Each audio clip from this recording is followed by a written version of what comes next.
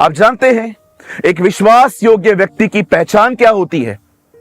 परमेश्वर उसके शब्दों को कभी जमीन पे गिरने नहीं देता। एक दिन इज़राइल का राजा बीमार पड़ा। उसने किसी और देवता के नबी के पास एक व्यक्ति को भेजा और रास्ते पे उसे एलिया मिल गया। एलिया ने कहा, क्यों, क्या यहोवा नहीं है कि तुम किसी और के पास जा रहे हो? जाओ, राजा को बोल दो, वो मरेगा। और जब वो व्यक्ति राजा के पास जाके कहता है, नबी मिला था और वो कहता है आप मरोगे, कहता है जाओ उसको बुला के लेकर आओ। और जैसे ही 50 लोग की एक टुकड़ी जाती है वहां पर, एलिया को कहती है चल, राजा ने बुलाया है। एलिया कहता है अगर मैं प्रभु का दास हूं तो 50 लोगों पर उसकी आग गिरे। लिखा है 50 लोग जल के भस्म हो गए। जब ये बात राजा को पता चलती है, वो 50 और को भेजता है और कहता है जाओ उसको लेकर आओ। और इस बार भी वो जाते हैं, सेम बात कहते हैं और एलिया भी सेम बात कहता है, अगर मैं यहोवा का भक्त हूं तो आग गिरे और तुम्हें खत्म कर दे। और आग गिरी।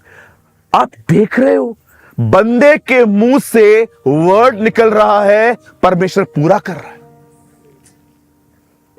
आपने यीशु को देखा, उसने कहा पहाड़ से हट जा, पहाड़ हट जाते थे, तूफान शांत हो जाते थे, मुर्दे उठ जाते थे, इवन कई बार वो पेड़ों को सुखा दिया करता था। आप जानते हो एक विश्वास योग्य व्यक्ति के अंदर सबसे खूबसूरत बात क्या होती है? परमेश्वर उसके मुंह से निकले गए शब्दों को कभी गिरने नहीं देता। वो जो कहता है परमेश्वर उसे करता है। ये एक विश्वास योग्य व्यक्ति की पहचान है। आज आप देखिए 1 जनवरी को कितनी भविष्यवाणियां होती हैं, प्रभु ये करेगा, प्रभु वो करेगा। किधर हुआ? सालों पहले मैंने चर्च में एक व्यक्ति को बुलाया था। वो व्यक्ति खड़े होकर भविष्यवाणियां कर रहा है आरकेटी कॉलेज के पास में। ओ प्रभु ये करेगा, प्रभु वो करेगा, प्रभु ये करेगा। चर्च चिल्ला रही है, हो हे हा, चर्च चिल्ला रही है। 1 महीने के बाद सब लोग मेरे पास आके कहते हैं, पास्टर जी वो जो बोल के गया वो हुआ क्यों नहीं? मैंने कहा उसको पकड़ो ना, मैंने थोड़ी कहा था। इसीलिए मुझे बहुत डर लगता है कुछ लोगों को बुलाते समय, पता नहीं क्या क्या खाना देके जाएंगे वो। आप देखो ना कितनी भविष्यवाणियां होती हैं, प्रभु तुम्हें ये देगा। 2019 में एक आदमी ने भविष्यवाणी की थी, ओ कुछ अमेजिंग होने वाला है। बरोबर कोविड आया। सही बोला भाई तू। और शर्म भी नहीं आ रही है, 20 में भी सेम प्रोफेसी कर रहे हैं, कुछ महान होने वाला है। बिल्कुल सेकंड लेयर आया, कुछ भी बोल देते, कुछ भी। चलो मुझे बताओ, मैंने कितने लोगों के सामने आके मैंने आप पे हाथ रखा है आज तक? बाइबल कहती है किसी पर हाथ रखने में जल्दबाजी मत कर। मैंने उस दिन एक प्रचारक देखा, वैसे हाथ में ऐसे एक्टिंग कर रहा है कि उसके हाथ में गन है और सामने एक विश्वासी खड़ा है और उसको कहता है ठिचकियां। मैं मजा, कोई है यहां पर किसी ने वीडियो देखा है? 1 2 3 4। कोई बहनों ने देखा है? आपने देखा सिस्टर? आपने भी देखा? इनको अनॉइंटिंग मिल गई है, पता नहीं हमने क्या पाप किया। कुछ भी करते हैं। इसीलिए पौलुस कहता है ध्यान दे, किसी गलत व्यक्ति के ऊपर हाथ मत रखना। अभिषेक का नेचर है, वो चला जाता है।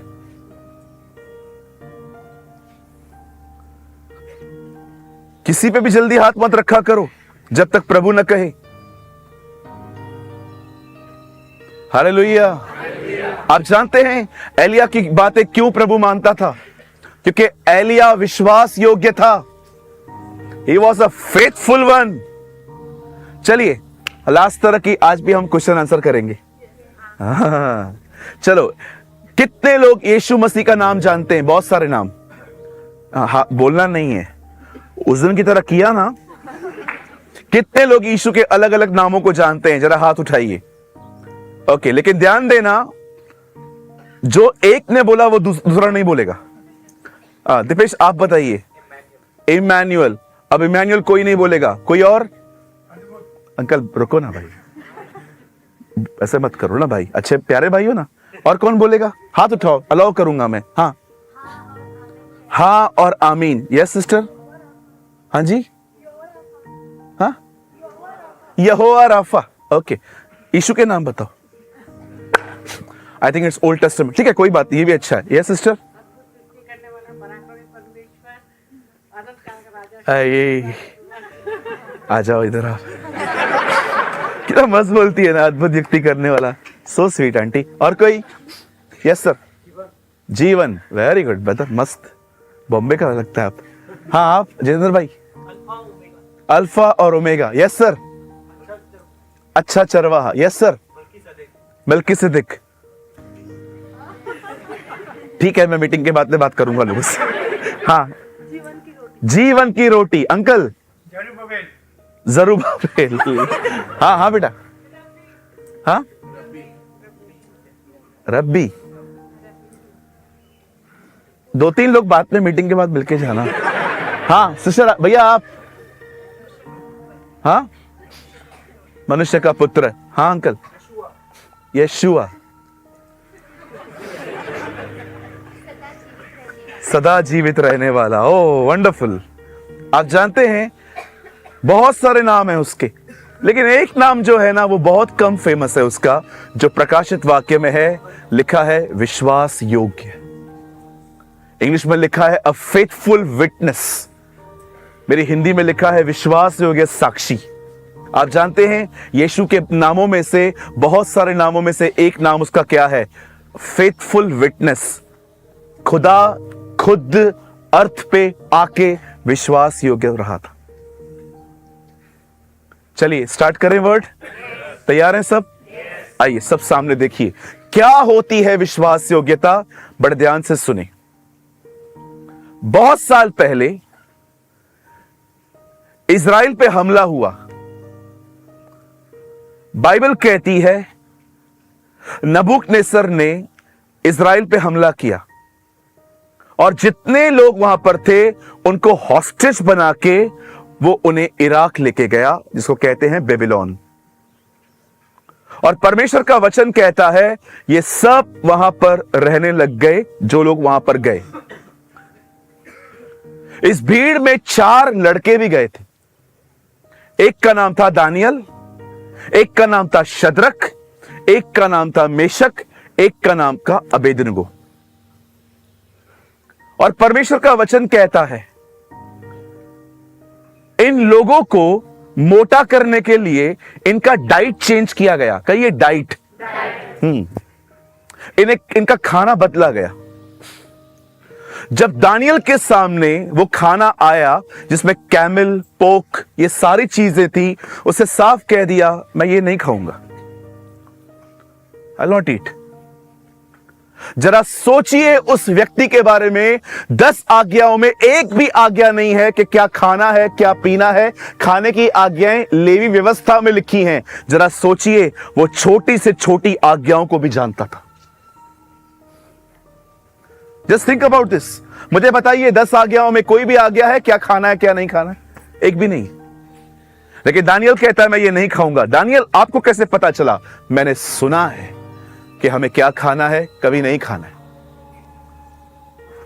किसी ने कहा आदम और हवा चाइनीज होते तो कितना अच्छा होता। एप्पल को छोड़ के सांप खा जाते।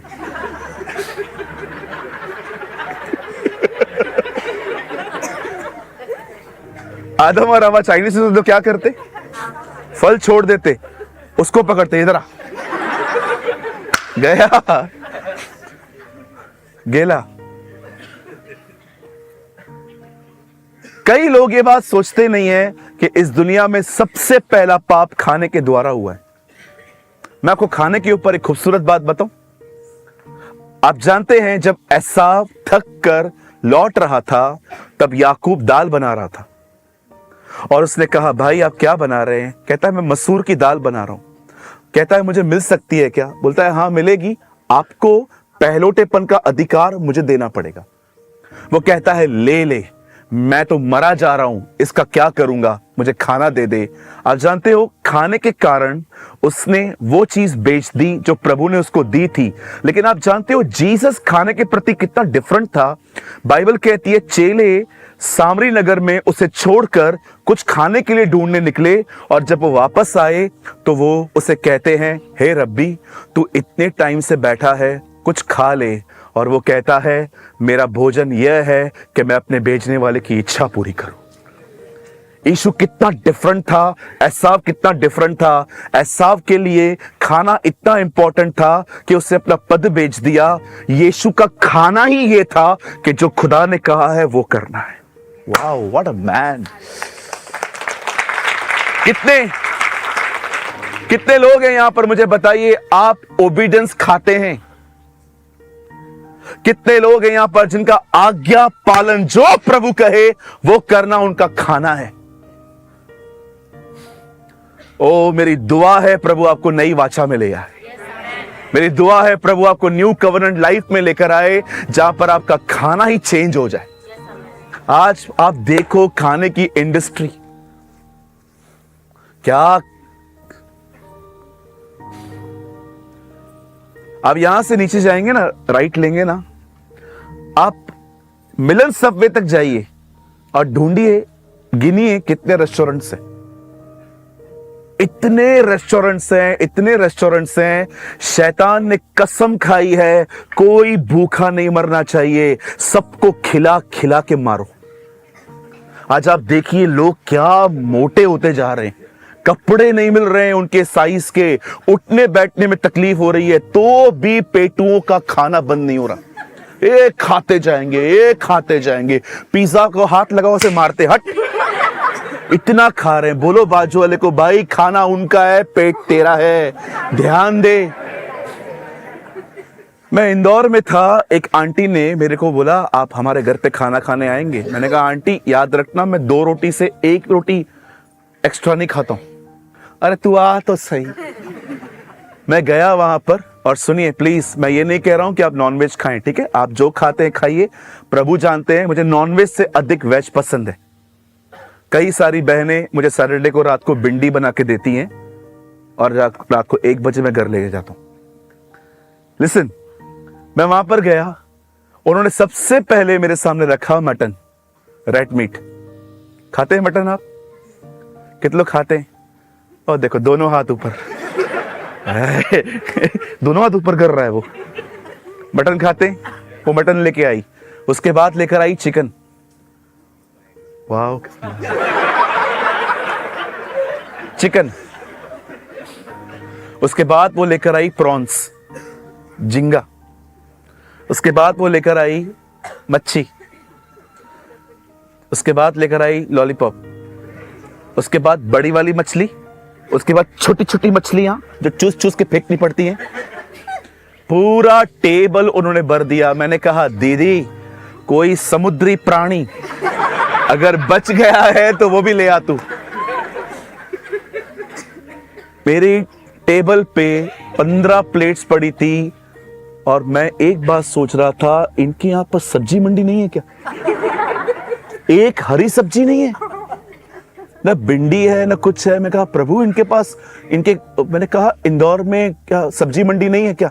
नहीं पास्टर जी है, लेकिन आप पहली बार आए। मैंने 1 पीस लिया, खाया। अभी नॉनवेज तो थोड़ी आदमी भर भर के खा सकता है, खाते हैं कुछ लोग, जाने दो। देखा होगा आपने, नल्ली तोड़ तोड़ के होते हैं ना, इनका बस चले ना, ये अपने पॉकेट में छोटा वाला हथौड़ा लेके घूमे।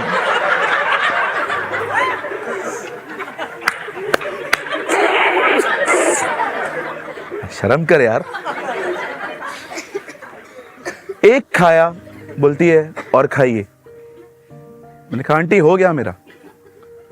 अरे खाओ। मैंने खाया, उसका पति आया, अरे प्रेमानी कभी आए? मैंने कहा अंकल अच्छा हूं, खाया? अरे मैंने नहीं देखा।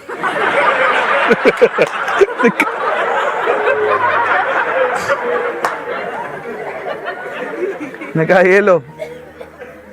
उसके बाद एक आंटी आई, अरे मेरा लाल, मैं तुझे खाली YouTube पे देखती थी, आज तू सामने आ गया, मेरा ड्रीम कंप्लीट हो गया। खाना बेटा। मैंने कहा खाया। मैंने कहा देखा, मैंने कहा सबको बुला दो, एक खा लेता।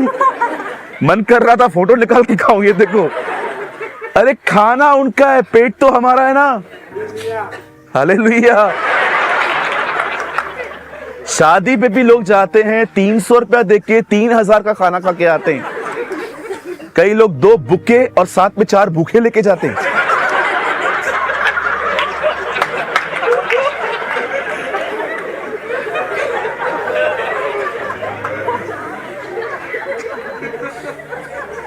आपको हंसी आ रही है, एक्चुअली ये सही नहीं है, ये ठीक नहीं है।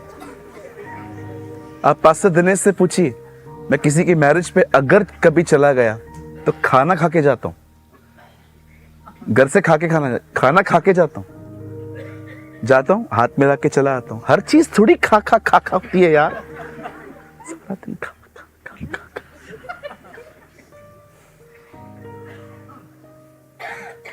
खाने के द्वारा पाप आया है दुनिया में। आप जानते हो दानियल ने रिफ्यूज किया।